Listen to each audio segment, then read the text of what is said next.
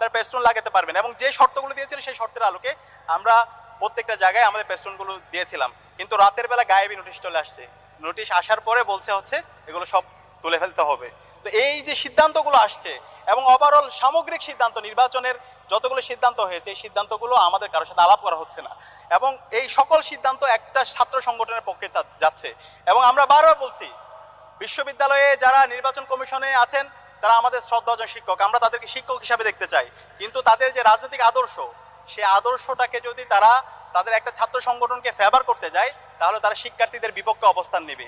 আমরা চাই না ছাত্র বা সেই শিক্ষক এই ধরনের কোনো একটা অবস্থান তৈরি হোক, বরং আমরা এই ঢাকা বিশ্ববিদ্যালয়ের ছাত্র সংসদ নির্বাচনের মাধ্যমে বাংলাদেশে আমরা গণতন্ত্রের একটা নজির স্থাপন করতে চাই। আমাদের বাংলাদেশে দীর্ঘদিন ধরে যে আমরা ভোটাধিকার ছিল না, আমাদের এখানে যে হচ্ছে গণতন্ত্র ভেঙে চুরমার হয়ে গেছে, প্রতিষ্ঠানগুলো যে ভেঙে চুরমার হয়ে গেছে, সে প্রতিষ্ঠানগুলোকে নতুন